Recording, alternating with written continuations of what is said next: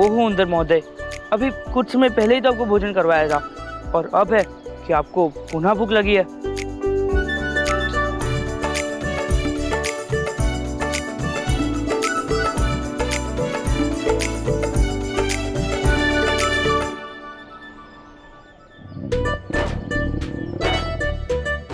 ना ना ना ना ना, इस पोटली में रखे पकवान पर ना अपनी दृष्टि उठाकर मत देखना, क्योंकि माता ने ये सिर्फ और सिर्फ गुरुजी के लिए दी है।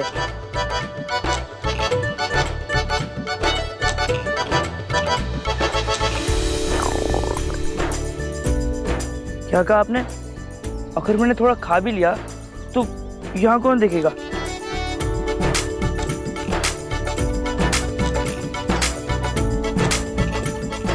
आपने ही ना मेरी आदत बिगाड़ के रख दिया।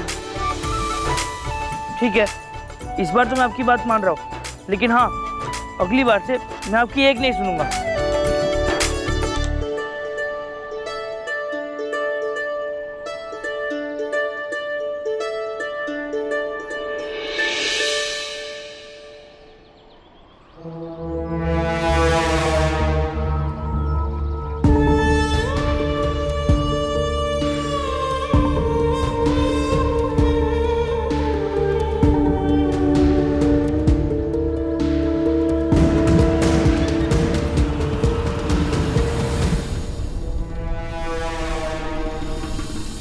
उत्तम, अति उत्तम।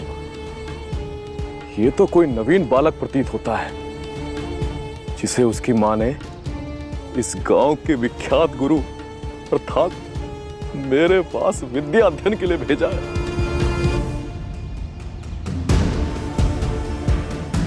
आज तक मैंने कई बालकों का आखेट किया है, किंतु इतना हष्टपुष्ट बालक मैंने आज तक नहीं देखा। इसे भी वहीं पहुंचा दिया जाएगा जहां इस गांव के समस्त बालक गए हैं।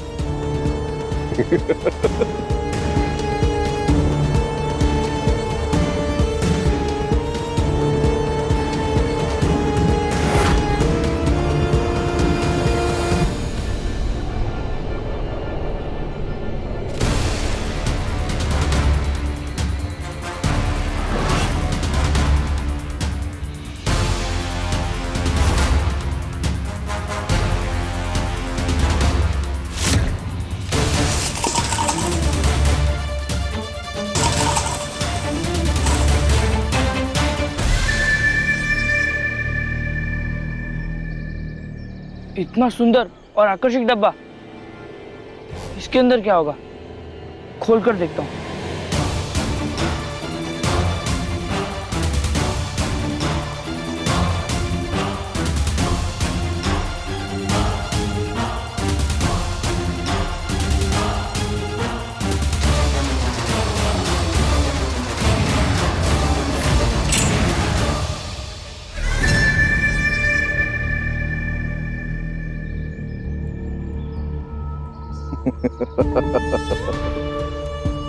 अब आएगा आनंद,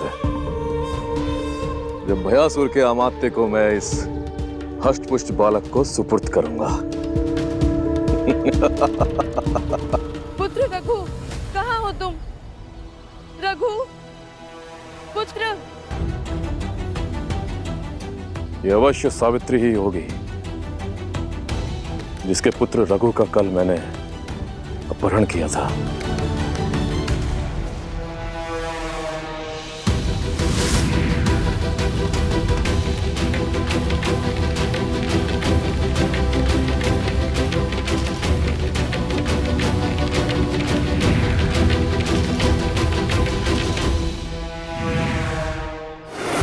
पुत्र रघु, कहाँ हो तुम?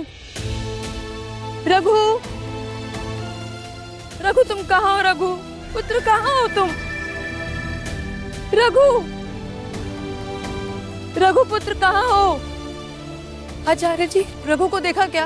अरे सावित्री बहन, तुम यहाँ जंगल में कहाँ भटक रही हो? मेरा पुत्र कल से घर नहीं आया है आचार्य जी, मैं उसी को ढूंढ रही हूँ।